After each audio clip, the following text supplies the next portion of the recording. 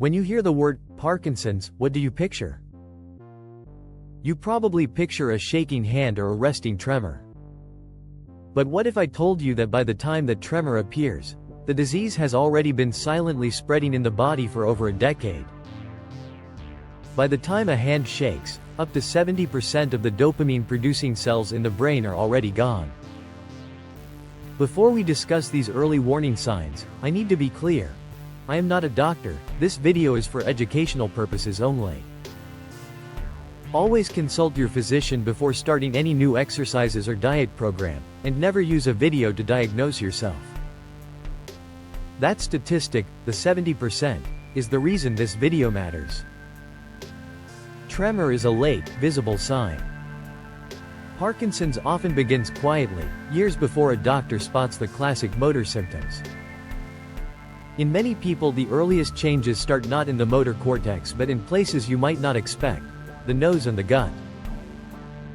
If you're watching this because you, or someone you love, have been noticing weird symptoms like a fading sense of smell, vivid or violent dreams, chronic constipation, or handwriting that's getting smaller, please listen closely. These are not random aches of aging for some people. They can be the body's early signals that something is happening in the nervous system long before the tremor. Over the next few minutes, I'll walk you through 4 early signs that often appear a decade or more before a tremor: loss of smell, REM sleep behavior disorder, severe constipation tied to the vagus nerve, and subtle motor changes like tiny handwriting and a masked face. I'll explain the biology in straightforward terms, what's happening in the brain and body, and what practical steps you can discuss with your clinician to protect your brain health. I know how scary it is to hear this. Many people freeze the moment they see the word Parkinson's. I want to both acknowledge that fear and give you clear, science-based information so you can take grounded action. Early detection doesn't mean panic. It means opportunity. The opportunity to protect the neurons that are still healthy, to optimize lifestyle and mitochondrial support, and to work with your medical team. Okay, let's start. First up, the sense of smell. Why would losing your sense of smell be more than just getting older? Why might it be one of the earliest signals that the nervous system is changing? Let's unpack the science, gently. If any of this is resonating, please keep a small note of the symptoms you've noticed, what changed, when it began, and how it progressed. That list will be invaluable to your physician. In the next chapter, I'll explain the biology behind hyposmia, how misfolded proteins like alpha-synuclein can begin clustering in the olfactory bulb, and why that matters years before a tremor. Stay with me. I'll make the science clear and practical. And if this is triggering for you, remember, this video is here to inform and empower, not to diagnose. Talk with your physician about any concerns. Sign number 1. Loss of smell, or hyposmia. This is one of the most common, and most under-recognized, early signs of Parkinson's. Many people shrug it off as getting older or blame a cold. But a fading sense of smell often shows up years, even a decade or more, before any tremor ever appears. Why the nose? Inside the skull, right behind your nose, sits the olfactory bulb, the brain smell center. It's an unusually exposed part of the nervous system. Molecules from the air bind to receptors in the nose. Those signals travel a very short nerve pathway into the olfactory bulb, and then into deeper brain circuits. Because of that direct connection, the olfactory system is one of the earliest places where Parkinson's-related changes can appear. The key microscopic player here is a protein called alpha-synuclein. In Parkinson's, alpha-synuclein can fold the wrong way and start to clump. These misfolded clumps, sometimes called Lewy pathology, often appear very early in the olfactory bulb and anterior olfactory structures. Over time, they can spread to other brain regions. So what does this look like in day-to-day life? Imagine you can no longer smell your partner's perfume, the coffee you pour tastes bland, or jarred pickles that used to make your mouth water now barely register. You might still detect strong smells, but subtle odors fade first. Some people report losing very specific smells, like cloves, bananas, or licorice, more than others. How common is this? Estimates vary, but many studies show that 50 to 90% of people with Parkinson's have measurable smell loss, and a substantial portion noticed it years before their motor symptoms. In some people, hyposmia predates diagnosis by a decade or more, which is why clinicians call it a prodromal or pre-motor sign. Important note: smell loss is not specific to Parkinson's. Lots of things cause hyposmia: nasal polyps, chronic sinus disease, smoking, head injury, some medications, and even long COVID. Having reduced smell doesn't mean you have Parkinson's. But if your smell changed without an obvious explanation, it's a sign worth documenting and discussing with your doctor, especially if you also have other early signs we'll cover. What should you do if you suspect hyposmia? First, keep a short, dated log. When did you first notice it? Which smells are affected? Second, mention it to your primary care physician, and ask whether a formal smell test, like the UPSIT or a clinic sniff test, is appropriate. Third, make note of other non-motor symptoms, sleep changes, constipation, mood shifts, or changes in handwriting, because patterns matter more than a single symptom. Finally, a hopeful and practical frame. Detecting hyposmia early doesn't diagnose Parkinson's, it opens a pathway. It gives you and your clinician time to look for other prodromal signs, order targeted tests if appropriate, and begin thinking about neuroprotective strategies to support the brain cells that are still healthy. In short, early awareness creates options. If loss of smell is something you or a loved one has noticed, hold that thought. We'll come back to practical neuroprotective steps later in the video, including lifestyle tools and the Neuro-Thrive protocol. For now, let's move to a sign that often accompanies olfactory loss: how you act, or don't act, while you sleep. Sign number 2. REM Sleep Behavior Disorder, often shortened to RBD. This is one of the clearest behavioral clues that something is changing in the brain long before a tremor shows up. People with RBD don't simply snore or toss in their sleep, they act out their dreams. That can look like punching, kicking, shouting, or even leaping out of bed. It's dramatic, it's sudden, and it's a very important clinical red flag. To understand why this happens, we have to briefly visit normal REM sleep. In healthy REM sleep, the stage when vivid dreaming occurs, your brain sends signals to temporarily paralyze most voluntary muscles. That paralysis is protective. It prevents your body from physically reenacting your dreams. It's called REM atonia. In RBD, that paralysis fails. The brainstem circuits that generate REM atonia, tiny but essential regions in the lower brain, stop working properly. When those circuits are affected by neurodegenerative changes, the person's dream content is translated into full-force movements. The result: potentially violent behavior in sleep. People describe the episodes differently. Sometimes a partner hears screaming or swearing, sometimes the sleeper flails and knocks over a lamp, sometimes they get out of bed and move around. Often the person who is acting out their dreams has a very detailed, emotional dream they remember afterward.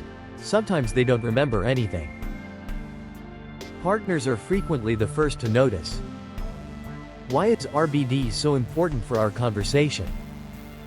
Because idiopathic RBD, that is, RBD with no other explanation, is one of the strongest early predictors of future synuclein-related neurodegenerative disease. In other words, many people who have RBD will, over the course of years, go on to develop conditions such as Parkinson's or a related disorder. That conversion often takes place over 5 to 15 years, which makes RBD a true prodromal sign. At the biological level, the same misfolded proteins we talked about earlier, alpha-synuclein, are often found in the brainstem nuclei that control REM muscle atonia. When those neurons are affected, the shutdown that normally happens during dreams doesn't occur correctly. So RBD is not a sleep habit. It's a sign that brainstem neural circuits are changing. If you or a partner are experiencing this, the first priority is safety. Secure the sleep area. Remove sharp objects. Place cushions around the bed. Consider sleeping on a mattress on the floor, and avoid heavy blankets that could cause injury. Next, document the events. What happened, how long, whether the person remembers a dream. That record is very helpful for clinicians. Then talk to a physician or a sleep specialist. The standard to confirm RBD is a sleep study, polysomnography, which measures brainwaves, muscle activity, breathing, and more during sleep. Confirming RBD opens the door to targeted care. It helps manage injury risk, treat disturbing episodes, and, importantly for this video, it signals the clinician to monitor for other prodromal signs of neurodegeneration. Remember, RBD itself is treatable in many cases in terms of reducing risk of injury and improving sleep quality, but it's not a cure or a reversal of underlying degeneration. The real value here is early detection, because if RBD is present, you and your medical team gain years of lead time to protect brain health through lifestyle, monitoring, and appropriate neuroprotective strategies. Next we'll look at the gut, and why chronic constipation and the vagus nerve tie into the same story. Sign number 3. Severe, chronic constipation. The kind that lasts for years and can feel completely out of proportion to your diet. This isn't the occasional bloating or a temporary slowdown after travel. It's long-term, persistent slowed bowel movements that sometimes start a decade or more before any motor signs appear. Why would the gut be involved in a disease we usually think of as a brain disorder? Two big ideas tie this together. First, the gut has its own nervous system, the enteric nervous system, which talks constantly with the brain. Second, research shows that a Parkinson's-related protein called alpha-synuclein can appear in the gut's nervous tissue. From there it may travel up the vagus nerve, a long cranial nerve that connects the gut and the brainstem. In plain language, imagine misfolded proteins starting in the gut and slowly spreading a molecular drip up the nerve highway into the brain. This is sometimes called the gut-first pattern of Parkinson's pathology. It's not the only pathway. Parkinson's is complicated, but for a meaningful subset of people, the earliest changes are happening in the digestive system long before a tremor shows up. What do the studies say? Large analyses and long-term medical records show that people with chronic constipation have a higher risk of later developing Parkinson's disease, and constipation has been documented to precede diagnosis by more than a decade in many cases, sometimes even up to 20 years. In short, long-standing constipation is one of the most consistent premotor signals researchers have found. Clinically, this constipation is often described as progressive slowing. Bowel movements become fewer, stools are harder, and the person may rely increasingly on laxatives. It's often not explainable by low fiber or decreased fluids alone. That's because the nerves that coordinate bowel movement, the enteric neurons and autonomic fibers, are themselves slowing down as the underlying pathology takes hold. If you or a loved one has unexplained, long-standing constipation, here's what to do. Document it. Note how long it's been happening, what treatments you've tried, and whether it's changing over time. Share that information with your primary care doctor or a gastroenterologist. Because constipation can be an early sign, it's reasonable for clinicians to screen for other prodromal symptoms and, if appropriate, to monitor more closely. Importantly, chronic constipation by itself does not mean you will develop Parkinson's. Many things cause constipation. But when it's persistent, unexplained, and appears alongside other early signs, like loss of smell or REM sleep behavior disorder, it completes a pattern clinicians take seriously. Early detection gives you time to pursue brain protective strategies, optimize gut health, and work with specialists to slow downstream loss of function. Sign number 4 brings us back to movement, but not the dramatic shaking you may expect. I'm talking about micrographia, progressively small, cramped handwriting, and hypomimia, sometimes called a masked face. These are subtle motor signs that often show up before a clear tremor, because small muscles and movement scaling are affected early. Micrographia literally means small writing. Imagine your signature shrinking without you deciding to write smaller. People notice letters that crowd together, lines running into each other, and difficulty finishing words at the same size they started. It's not a quirk of style. It reflects how the brain controls movement amplitude and timing. Why does this happen? In Parkinson's, the basal ganglia and nigrostriatal dopamine system, the brain networks that scale and initiate movement, start to lose efficiency. That produces bradykinesia, slowness and reduced amplitude of movement. When the brain underscales movement, fine tasks like writing or blinking can become smaller and slower first. Hypomimia, or facial masking, means your face shows less spontaneous expression. People who used to smile with their whole face may now produce a smaller, less animated smile. It's not emotion gone, it's the facial micromuscles moving less readily. Partners or friends often say someone looks serious or tired, even when they feel fine inside. Micrographia and hypomimia are common in Parkinson's. Many clinical series find micrographia in a large fraction of diagnosed patients and hypomimia shows up in a majority. Importantly, micrographia can precede other motor symptoms for some people, making it a useful early motor clue when combined with non-motor signs. If you're noticing smaller writing or a consistently less expressive face, here's a gentle plan. First, save dated handwriting samples. A short paragraph every few months creates an objective record. Second, try a simple self-test. Write your name at least 3 times during the day, morning, afternoon, evening, and note size and spacing. Third, mention these samples to your physician or a neurologist.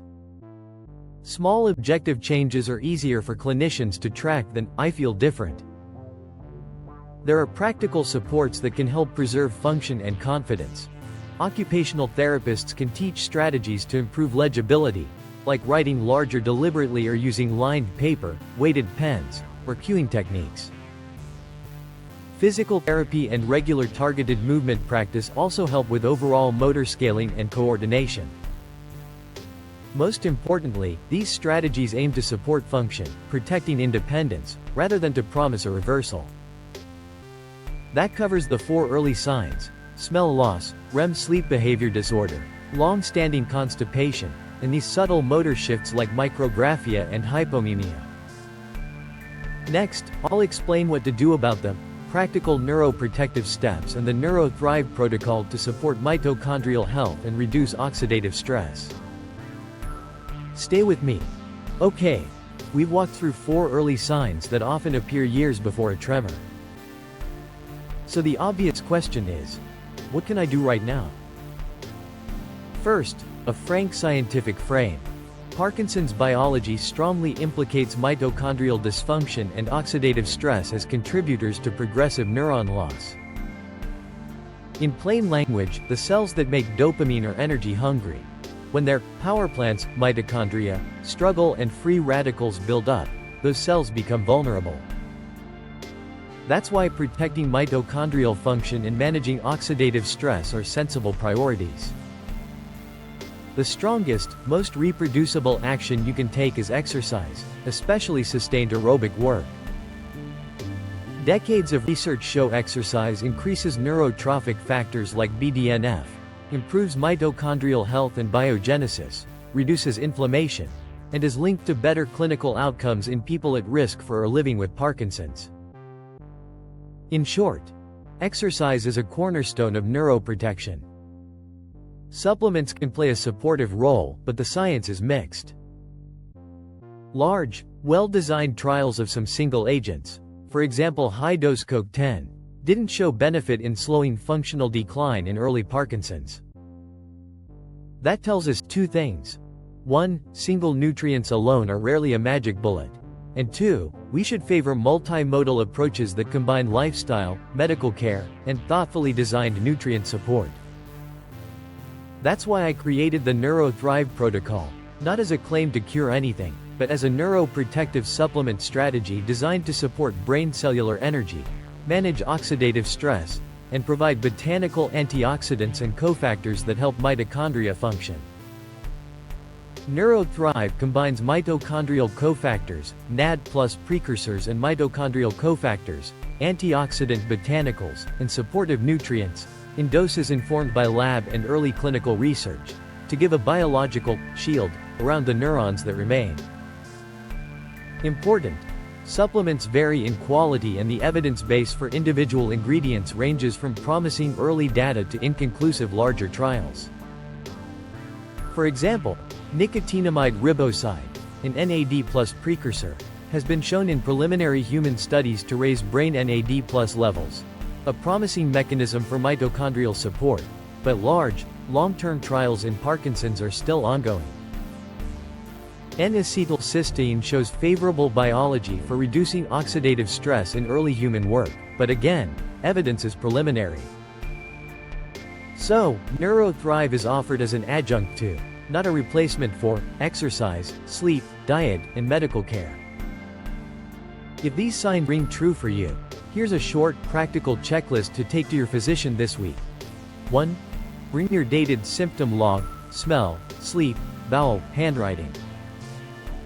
2. Ask about a sleep study if you suspect RBD. 3. Start a regular aerobic program you enjoy. Aim for moderate intensity most days. 4. Improve sleep hygiene and manage constipation with your clinician. 5.